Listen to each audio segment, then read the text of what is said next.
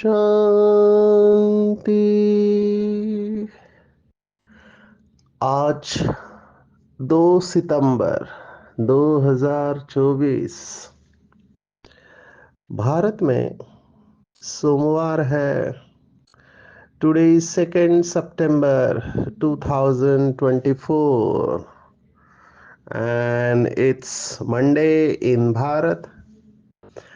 आज की मुरली का जादुई रहस्य स्वयं को प्रेरणा देने के लिए Magical secrets of today's Murli for motivating the self।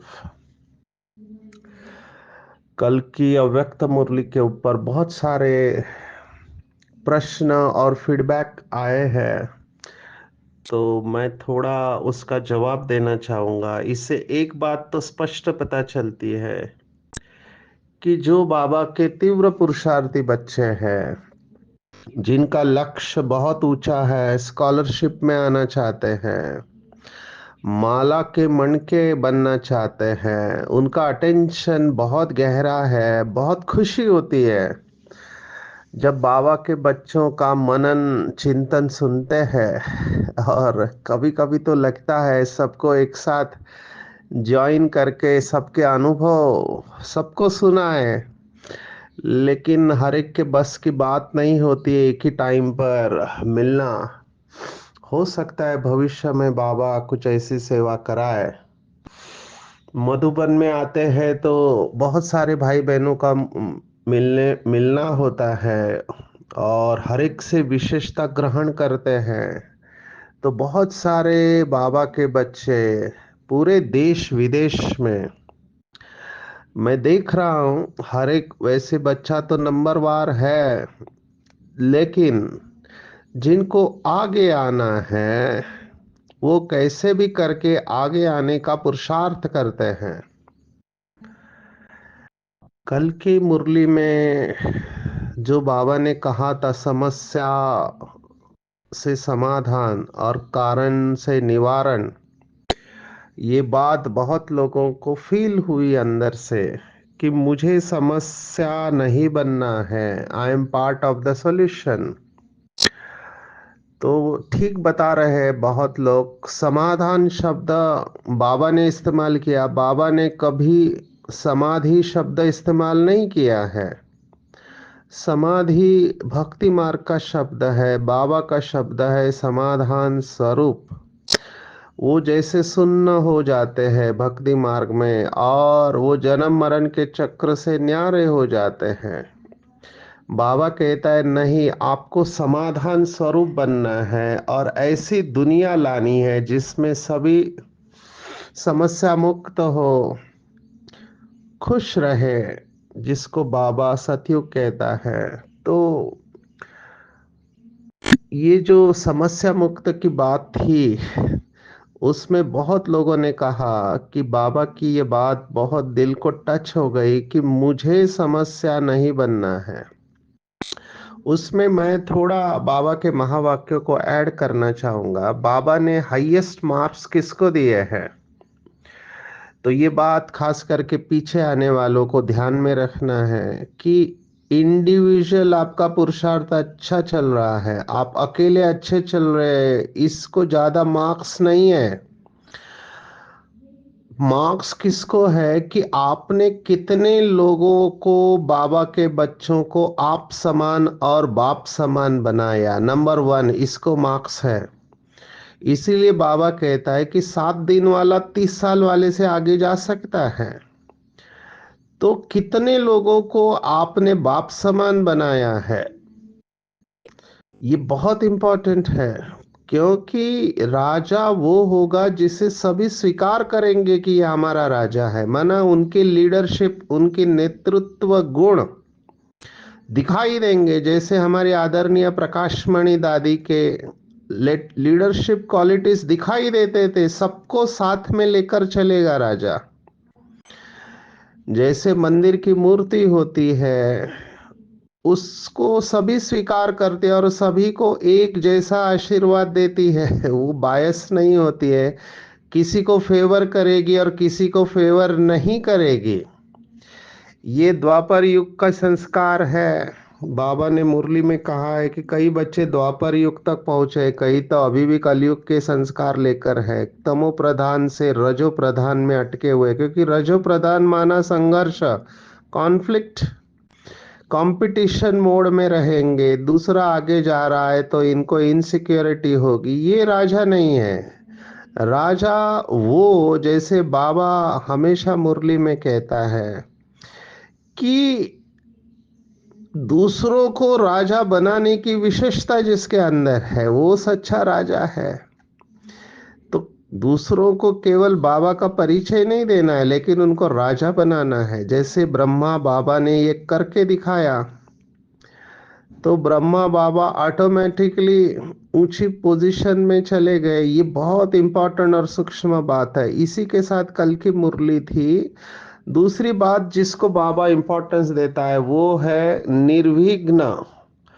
अभी समस्या मुक्त और निर्विघ्न ये दोनों शब्द सेम लगते हैं। निर्विघ्न सेंटर को सबसे ज्यादा मार्क है। कल्पना करो एक सेंटर है जिसमें सभी भाई बहनें मुरली सुन रहे, योग कर रहे, लेकिन आपस में नहीं बन रही है, डिफरेंस ऑफ ओपिनियन है।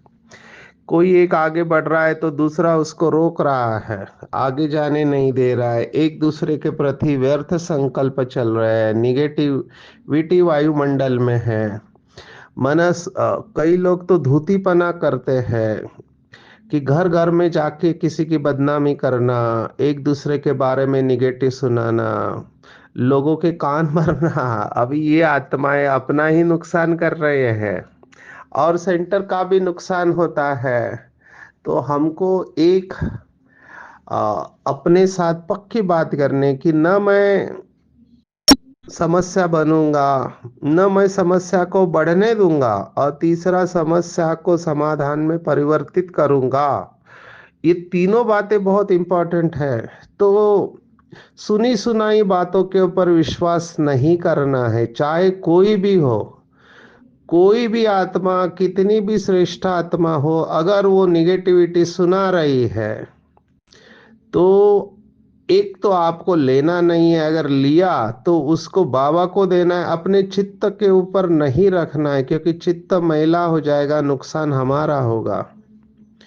तो किसी की भी सुनी सुनाई इधर उधर की बातों को सुनना नहीं, किसी भी आत्मा के प्रति, क्योंकि ये वायुमंडल को खराब करते हैं, अपनी अवस्था को भी खराब करते। दूसरा, अगर कोई आपको किसी का अवगुण सुना रहा है तो तुरंत उस आत्मा की विशेषता सुना देनी है कि इस आत्मा ने बाबा को पहचाना है, भले लास्ट है लेकिन कोटो में कोई है, बाबा ने उसको स्वीकार किया है।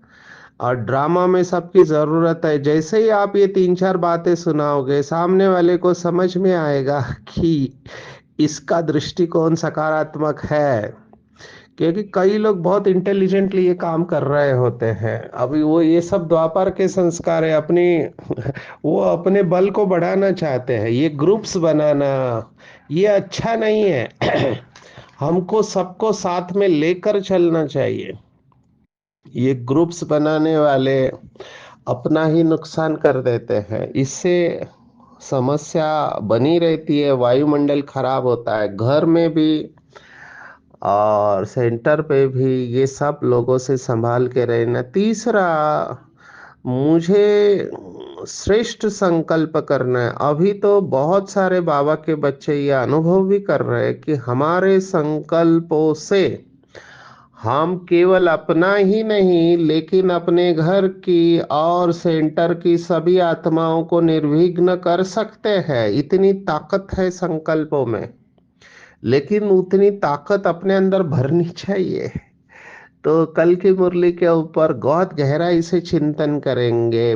केवल मैं नहीं, मेरा लौकिक परिवार नहीं, अलौकिक परिवार, हम तो पूरे विश्व को समस्या मुक्त करने वाले हैं। तो कोई भी बात हमारे ऊपर प्रभाव नहीं डाले। आज की मुरली फिर बाबा ने वही बात को टच किया है। मुझे बहुत अच्छा लगता है, कई बाबा के बच्चे जो पीछे आने वाले हैं मुझे पूछते हैं ऐसा कौन सा एक पुरुषार्थ करे। तो वो एक पुरुषार्थ है आज के मुरली में आया कि हम सबको, बाबा ने कई बार मुरली में कहा, बाबा का ऐसा कोई बच्चा नहीं होगा जिसके अंदर विशेषता नहीं हो। बाबा ने तो यहां तक कहा है कि आखिरी बच्चा भी है, उसके अंदर भी विशेषता है। तो आगे आने का शॉर्टकट है अपनी विशेषता को पहचान के उसे ईश्वरीय सेवा में लगाना, नंबर वन। क्योंकि जितना आप ये लगाते जाओगे उतना वो बढ़ते जाएगी। दूसरी बात, फास्ट जाना है तो जैसे अपनी विशेषता को पहचान के सेवा में लगाया, वैसे ही हमेशा नजर दूसरों की विशेषताओं पर ही जानी चाहिए। ये बहुत सूक्ष्म पुरुषार्थ है और ये कठिन भी लगता है कुछ लोगों को, क्योंकि मनुष्य का स्वभाव दूसरों की गलती पहले दिखाई देती है, विशेषता कम दिखाई देती है। बाबा ने इसके ऊपर बहुत मुरलियों में कहा कि बच्चों की दूर की नजर तेज है और नजदीक की नजर कमजोर है। माना अपने अंदर की कमी कमजोरियां नहीं दिखाई देती, लेकिन दूसरों की कमी कमजोरियां जल्दी दिखाई देती है। तो फास्ट जाना है तो अपनी और दूसरों की विशेषताओं को देखे बस। और ये सटल प्रिंसिपल है मनोविज्ञान का। आजकल ये मेटाफिजिकल हीलर्स इस बात को कहते हैं, ब्रह्मा कुमारी में भी आ गया है कि where energy goes thing grows. जहां हमारी ऊर्जा जाती है वो चीज बढ़ने लगती है। तो देखना चाहिए मेरी ऊर्जा को मैं किस दिशा में लगाता हूं। अगर अवगुण देखने में, अवगुणों का चिंतन करने में अपनी ऊर्जा को लगाएंगे तो वो अवगुण बढ़ते जाएंगे। बहुत सूक्ष्म बात है ये, इसके ऊपर और गहराई से चिंतन करेंगे कि अगर अभी ये मेरे पास जो मानसिक रुग्ण के पेशेंट आते हैं उनको मैं बताता हूँ, बहुत लोगों को गुस्सा रहता है अपने अंदर। अभी समझो किसी के अंदर कोई ऐसा कर्म हो रहा है जो नहीं होना चाहिए, तो बार बार उसको याद करके दुखी होगा कि मैं तो ऐसे हूँ, मैं तो ऐसे हूँ, मैं तो ऐसे हूँ। मेरे पास डिप्रेशन वाले मरीज है जो गिल्ट में जाते हैं, आत्मग्लानि में। उनको हमेशा दिल खाता रहता है कि मैंने ये किया, ये किया, ये पाप किया, और अपनी नजरों में गिरे हुए रहते हैं वो। एक एग्जाम्पल दे रहा हूँ, ऐसे बहुत सारे हैं। तो ड्रामा हमको समझना है अच्छी तरह से। जो बीत गया वो ड्रामा, पास्ट को आप चेंज नहीं कर सकते हैं, उससे लेसन जरूर सीख सकते हैं आप। तो बीत गया, full stop, immediate full stop. जो बचा है उसके ऊपर अटेंशन दो, क्योंकि जो बीत गया वो रिपीट होगा। अभी उसको चिंतन करके अपना वर्तमान को खराब नहीं करना है। अंग्रेजी में कहते हैं don't cry over the spilled milk, माना जो दूध बह गया उसके बारे में चिंता नहीं करो, जो बचा है उसका आनंद लो। ये अगर समझ में आ गया तो हमारे बहुत सारे समस्याएं समाप्त हो जाएंगे। तो विशेषता देखना, विशेषता महसूस करना फास्ट पुरुषार्थ है। दूसरी बात जो बाबा ने आज मुरली में कही है वो है निश्चय। अभी ये भी बहुत इन्फेक्टिव है, निश्चय। जब दो लोग मिलते हैं, अंग्रेजी में कहते हैं कि if you have 1 rupee and I have 1 rupee and if you exchange then we have 1 rupees each, but you have one idea and I have one idea and we exchange, then we have two ideas each. जब दो लोग एक दूसरे से मिलते हैं तो मिलने के बाद या तो पहला व्यक्ति दूसरे को प्रभावित करता है या दूसरा पहले को प्रभावित करता है। प्रभावित करने का भाव मेरा ये है कि या तो वो ऊंचाई तक लेके जाएगा आपको या वो नीचे लेके जाएगा। इसलिए संग का महत्व है। आप अगर निश्चय बुद्धि आत्मा के संग में रहेंगे तो आप हमेशा निश्चिंत रहेंगे और निर्भय रहेंगे और आपको कभी डर नहीं लगेगा। आपको हमेशा अंदर से लगेगा मेरी विजय निश्चित है। अभी इतना निश्चय हमारा पक्का चाहिए कि कोई कुछ भी करे, चारों तरफ कुछ भी हो, मेरा निश्चय हिलना नहीं चाहिए। कोई अगर आपके मन में डाउट्स पैदा करे कि भगवान कहाँ आता है, आपका भगवान अगर होता तो इतनी सारे हलचल थोड़ी होते। अगर इनको भगवान पढ़ा रहा है तो इनके संस्कार कैसे होने चाहिए, वगैरह वगैरह कंफ्यूजन क्रिएट करने वाले लोग बहुत हैं। तो अगर मेरा निश्चय पक्का है कि परमात्मा शिव बाबा इस धरती पर आ चुका है और वो हमें पतित से पावन बना रहा है और ये उसी के महावाक्य हैं, हमको इसमें बिल्कुल डाउट नहीं लेना चाहिए। जितना हमारा निश्चय पक्का होगा उतना हम दूसरों को समझा पाएंगे। वो एनर्जी ट्रांसफर होती है, निश्चय की एनर्जी है। जैसे मेरे पास बहुत लोग आते हैं रोते हुए रहते हैं। अभी रोते उसका बहुत सारा कारण है, जीवन में बहुत दुख है इसलिए रोते हैं। कुछ लोगों के जीवन में समस्या नहीं है फिर भी रोते रहते हैं क्योंकि स्वयं से संतुष्ट नहीं है। तो हम उनको ज्ञान की बातें सुनाते हैं, निश्चय को पक्का कराते हैं। बाबा आज अलग बात कह रहा है, बाबा कह रहा है थोड़ी बाबा गहरी बात कह रहा है। बाबा भविष्य को ध्यान में रखते हुए बात सुना रहा है। तीन प्रमुख बातों के बारे में बाबा ने ओपिनियन लिखने को बोला है। अभी मुझे बहुत इंटरेस्टिंग लगा। आज के जमाने में जैसे अभी भारत में इलेक्शन हुआ तो इलेक्शन के बाद ओपिनियन पोल लेते हैं बहुत सारे मीडिया वाले कि कौन चुनकर आएगा। पब्लिक को पूछते हैं जिन्होंने वोट किया है कौन चुनकर आएगा, उससे अंदाजा आ जाता है कि कौन जीतने वाला है कौन हारने वाला है। अब ये ओपिनियन पोल बहुत इंपॉर्टेंट है।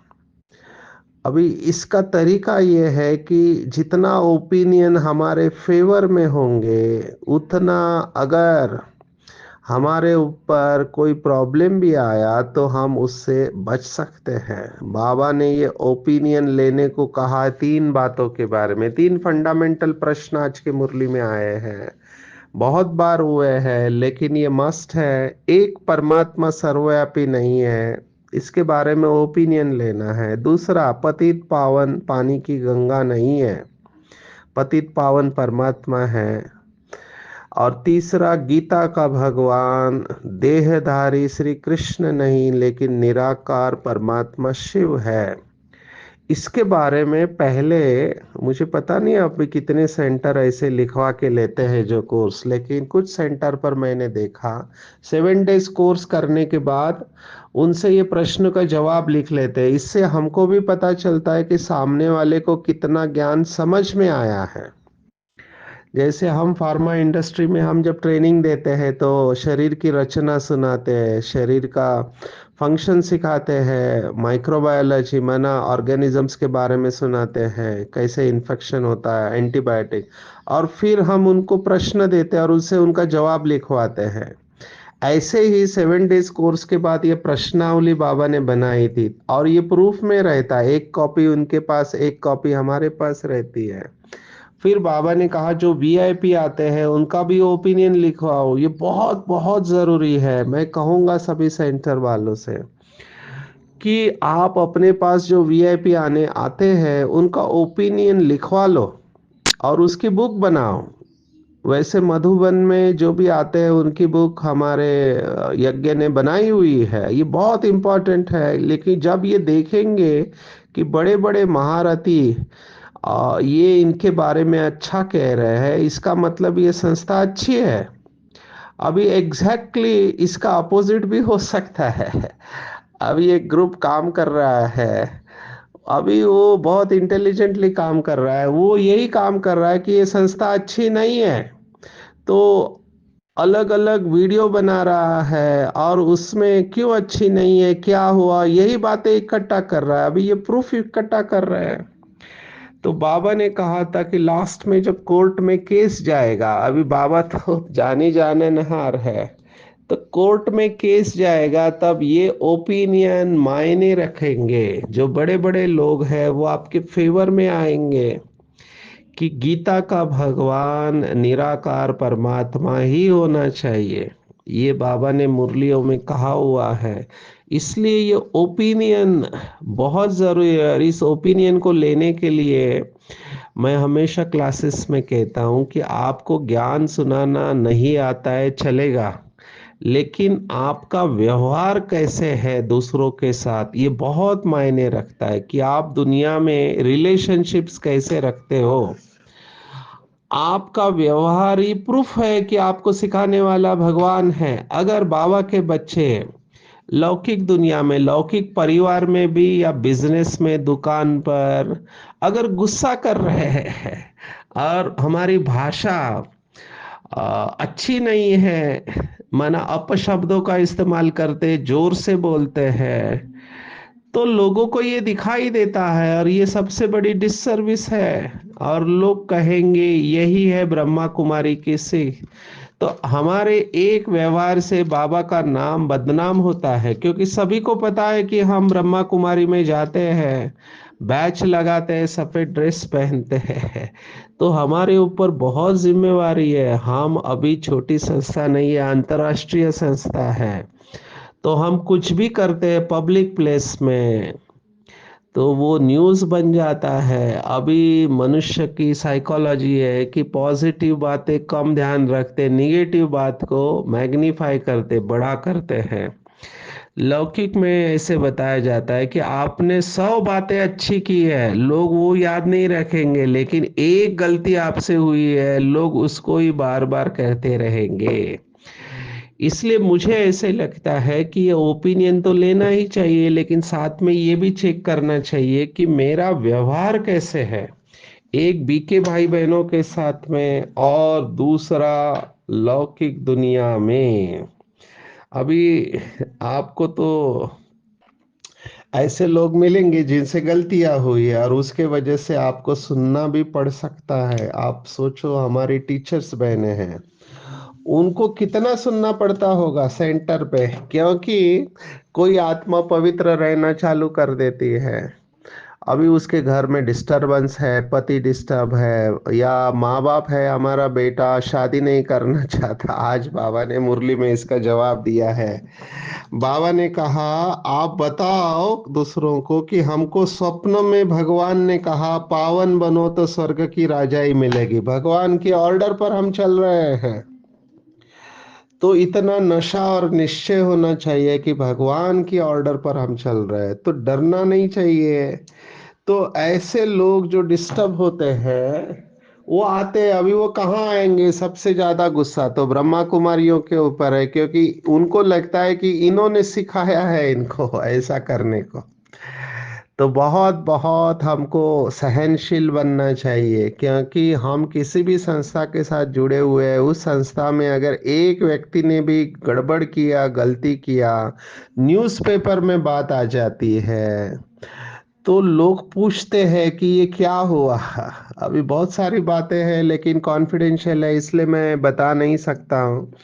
लेकिन हम कम से कम यही अटेंशन रखें कि मेरे द्वारा कोई गलती ना हो, और अगर मैं ठीक रखती हूँ तो नेक्स्ट इज हमारा सेंटर निर्विघ्न रहे, हमारे सेंटर के भाई बहनों से कोई गलती ना हो। इसलिए टीचर्स के ऊपर बहुत बड़ी रिस्पॉन्सिबिलिटी है कि स्टूडेंट्स हमारे नियम और मर्यादाओं में रहे। इसलिए पहले बैच वगैरह किसी को देते नहीं थे, बहुत स्ट्रिक्ट नियम था कि बैच पहन के अगर कोई व्यक्ति बाहर गड़बड़ करता है तो नाम संस्था का बदनाम होता है। तो फिर भी ऐसे लोग रहेंगे जिनसे गलतियां होगी।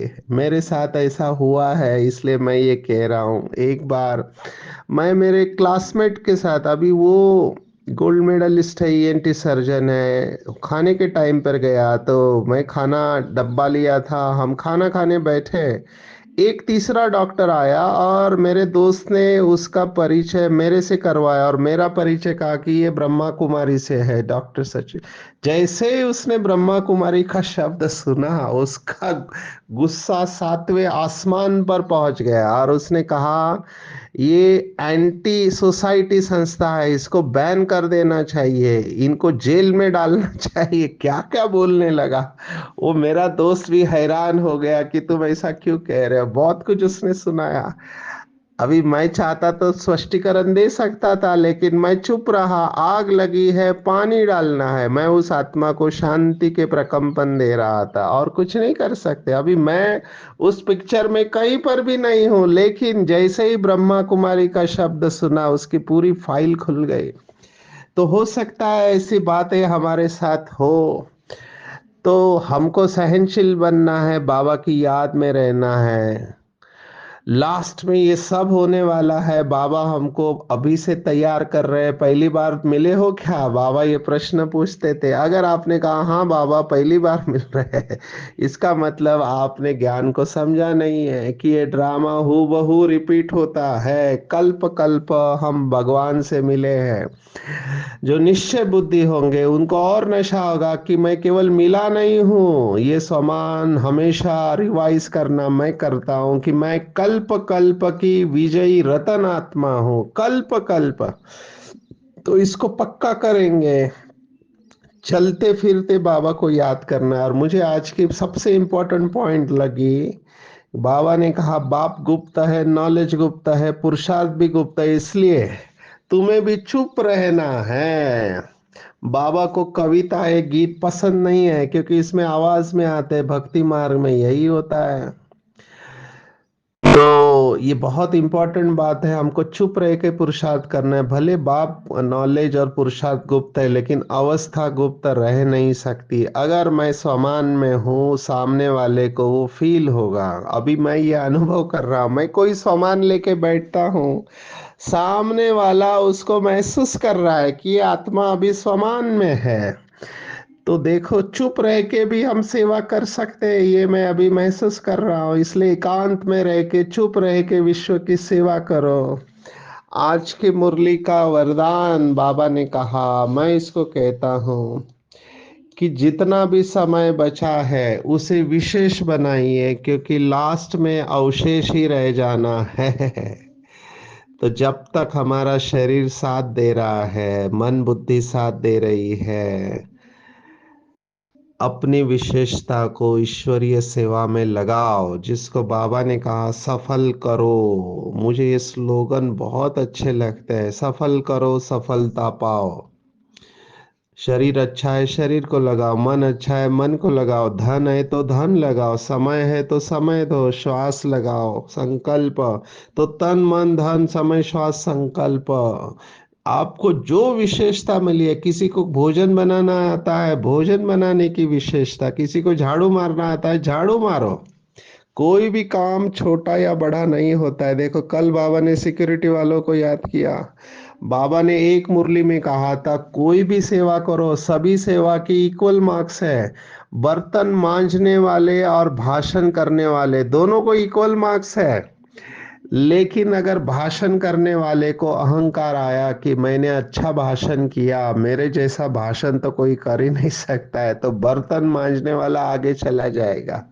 इसलिए इस बातों में जाओ ही मत। कई लोग ना कॉम्प्लेक्स में जाते हैं, उनको लगता है हम किचन में, हमको कौन पूछता है। ऐसा नहीं है, बाबा की नजर सबके ऊपर है। और धर्मराज का अकाउंट बहुत सूक्ष्म है, बहुत सूक्ष्म है धर्मराज का अकाउंट। कर्मों की गति भी गुह्य है। समर्पित भाई बहनों की पालना यज्ञ से हो रही है। उनके कपड़े, रहना, खाना पीना, ये सब यज्ञ से हो रहा है। तो 8 घंटा सेवा करने के बाद उनका जमा होगा। गृहस्थी वाले जितना करेंगे जमा होगा, क्योंकि वो अपनी पालना खुद कर रहे हैं, 8 घंटा ड्यूटी कर रहे हैं। तो कभी भी तुलना नहीं करना चाहिए, मैं महान आत्मा हूँ, विशेष आत्मा हूँ। ये नेचुरल नेचर रहेंगे तो शक्तिशाली बन जाएंगे। और ऐसी आत्माएं पवित्रता और शांति की लाइट चारों तरफ फैलाने वाले लाइट हाउस बनते हैं। तो आज की मुरली में पूरा टेक होम है कि निश्चय को पक्का करना है, और जितना निश्चय मेरा पक्का होगा उतना मैं दूसरों का निश्चय भी पक्का कराता रहूंगा। ओपिनियन लेना है, और ओपिनियन जितना हमारा व्यवहार अच्छा होगा, लोगों का हमारे प्रति ओपिनियन अच्छा होगा। जैसे अभी नशा मुक्ति का प्रोग्राम चल रहा है, तो ये लोग अभी कहने लगे हैं कि ये केवल अपने बारे में ही नहीं बोलते हैं, माना अपना ज्ञान ही नहीं सुनाते, समाज की भी सेवा करते। ये समाज की सेवा करने का जो विषय है, ये अभी खुल के आ रहा है। तो ये है हमारी सेवा का रिटर्न। तो अगर हम अच्छी सेवा कर रहे हैं ना, लोग अप्रिशिएट करेंगे, बाबा यही कह रहा है। लेकिन चुप रहना है, अपने को सिद्ध नहीं करना है कि मैं अच्छा ज्ञानी योगी या सेवादारी हूँ। अवस्था प्रत्यक्ष रहती है, बाकी बाप नॉलेज और पुरुषार्थ गुप्त है। विशेषता को पहचान के ईश्वरीय सेवा में लगाना है। जितनी अपनी विशेषताओं को सेवा में लगाएंगे उतना आगे आएंगे। और लाइट हाउस बन पवित्रता और शांति की लाइट चारों तरफ फैलाना है। अच्छा, ओम शांति।